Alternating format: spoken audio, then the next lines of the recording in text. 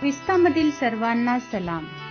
आमच्या तारणाऱ्या जिवंत आणि गौरवी प्रभू येशू ख्रिस्ताच्या नावात विश्ववाणी परिवाराकडून आम्ही मार्गाकरिता प्रकाश कार्यक्रमात आपले सहर्ष स्वागत करीत आहोत. बरोबर प्रार्थना करण्यास उपलब्ध आहोत.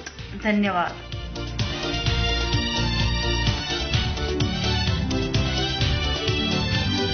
जीवंत आहे येशू, जीवंत आहे माझं हृदय, येशू जीवंत आहे. संकटी तो माझा आधार, येशू सदा जीवंत आहे. जीवंत आहे येशू, जीवंत आहे माझं हृदय, येशू जीवंत आहे. संकटी तो माझा आधार, येशू सदा जीवंत आहे.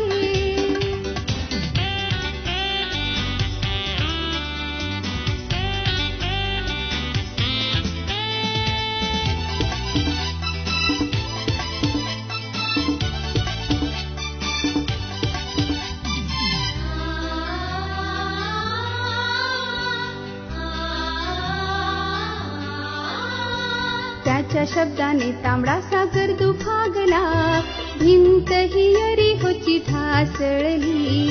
त्याच्या शब्दाने अंधदृष्टी पावला, स्पर्शाने त्याच्या कोडी झाला बरा. जीवंत आहे येशू, जीवंत आहे माझा हृदय, येशू जीवंत आहे. संकटी तो माझा आधार, येशू सदा जीवंत आहे.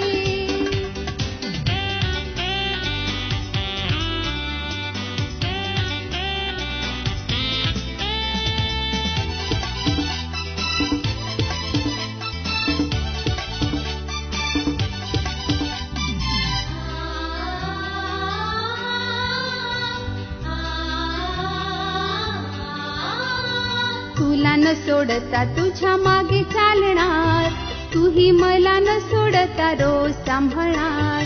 मृत्यूदिनी प्रभू तू स्वीकारून घे, आपुला जवळ स्वर्गात मला. जीवंत आहे येशू, जीवंत आहे माझा हृदय, येशू जीवंत आहे. संकटी तो माझा आधार, येशू सदा जीवंत आहे. येशू सदा जीवंत आहे, येशू सदा जीवंत आहे. आजच्या मननाकरिता देवाचे वचन रोमकरासपत्र अध्याय 12, 12 ते 15 ही वचने. रोमकरासपत्र अध्याय 12, 12 ते 15 ही वचने. आशेने हर्षित, संकटात सहनशील, प्रार्थनेत तत्पर, पवित्र जनांच्या गरजा भागवणारे, आतिथ्य करण्यात तत्पर असे व्हा. तुमचा छळ करणाऱ्यास आशीर्वाद द्या, आशीर्वादच द्या, शाप देऊ नका.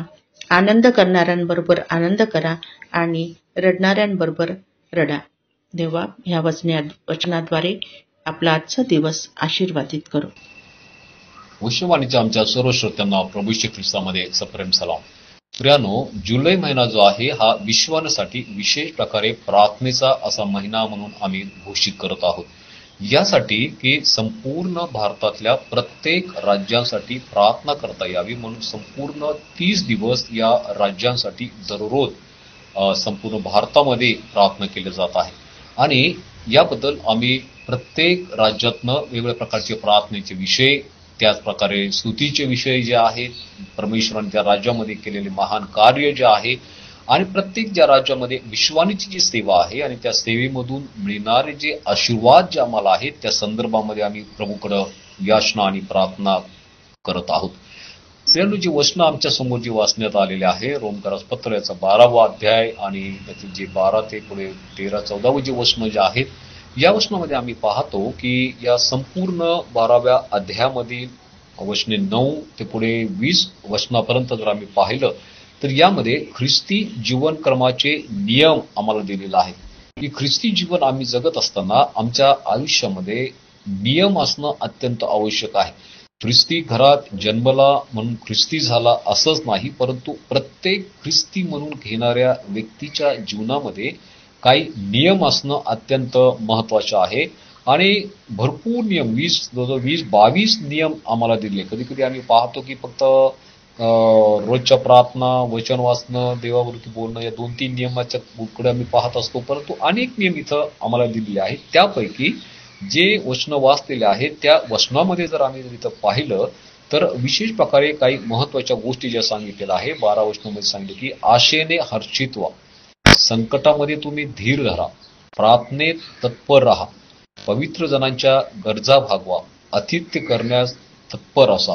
या सगळ्या गोष्टीमध्ये आम्ही पाहतो की विशेष प्रकारे आम्हाला प्रार्थनेच्या संदर्भामध्ये काही गोष्टी इथे सांगितलेल्या आहेत की ज्यावेळेस आम्ही प्रार्थना करतो त्या प्रार्थनेमध्ये आम्ही प्रत्येक प्रार्थनेत आम्ही परमेश्वरावरती भरोसा आणि आशा ठेवणं अत्यंत महत्वाचं आहे आणि त्याच्यामध्ये हर्षित राहणं म्हणजे त्या आम्हाला मिळालेलं आहे यासाठी आम्ही हर्ष करणं अत्यंत महत्वाचं असतं.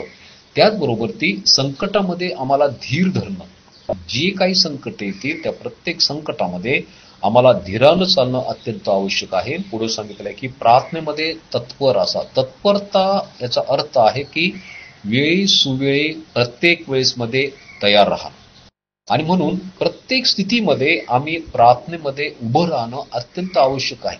प्रत्येक वेळेस आम्ही पाहतो की आमच्या आयुष्यामध्ये चढ उतार येत असतात, संकट येत असतात, आनंद येत असतो, परंतु बऱ्याच वेळेस संकटांना सामना करण्याची शक्ती आमच्या समोर नसते, ताकद आमच्या समोर नसते आणि म्हणून त्यासाठी आम्हाला प्रार्थनेमध्ये नेहमी तत्पर असणं अत्यंत गरजेचं आहे. फक्त आम्हाला एक ठराविक वेळेपुरतं आम्हाला त्या प्रार्थनेच्या वेळेमध्येच बसणं असं नाही, तर कुठेही कधीही केव्हाही आम्ही देवाच्या समोर आम्ही जाऊ शकतो आणि म्हणून ती तत्परता आम्हाला दाखवण्यासाठी परमेश्वराने ते सांगितलेलं आहे. त्याच प्रकारे 14व्या वचनामध्ये सांगितले की तुमचा छळ करणाऱ्यांना आशीर्वाद द्या, शाप देऊ नका. कदाचित हे वचन आमच्यासाठी कठीण असेल, परंतु प्रभूचं वचन आम्हाला ते सांगतं की जे छळ आमचा करतात त्यांना आम्हाला आशीर्वाद देणं गरजेचं आहे आणि त्यांना शाप आम्ही देऊ नका, तर आनंद करणाऱ्या बरोबर आम्ही आनंद करणं अत्यंत महत्वाचं आहे. त्यामुळे कधी या गोष्टी आमच्या विचारामध्ये खूप कठीण असतात, परंतु या सगळ्या गोष्टी केवळ प्रार्थनेच्या द्वारेच या ठिकाणी आम्ही पाहतो की याला उत्तर आहे आणि म्हणून जितक्या अधिक प्रभूच्या जवळ आम्ही असतो, जितक्या अधिक प्रार्थना आम्ही करतो, सकाळी उठल्यानंतर आम्हाला पहिला भेटणारा व्यक्ती हा प्रभू येशू ख्रिस्त असणं अत्यंत महत्वाचं आहे.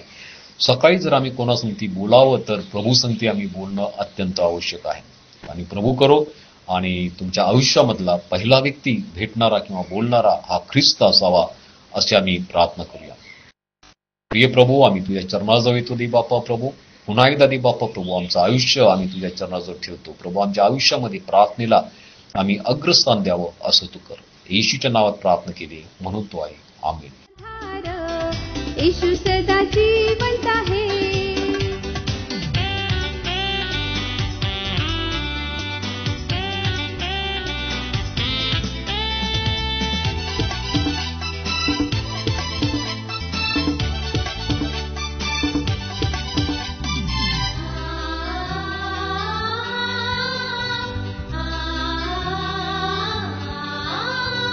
तुला न सोडता तुझ्या मागे चालणार, तूही मला न सोडता रोज सांभाळणार.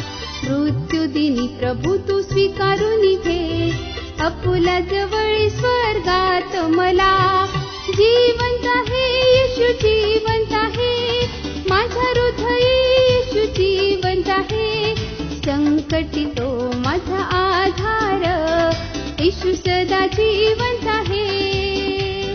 येशू सदा जिवंत आहे. येशू सदा जिवंत आहे. येशू सदा जिवंत आहे.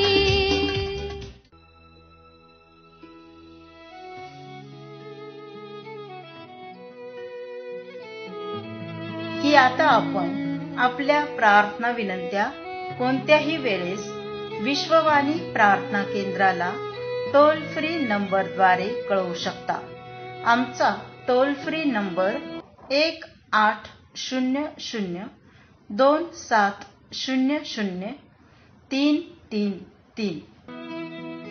आम्ही आपणासाठी या नंबरवर प्रार्थना करण्यास उपलब्ध आहोत.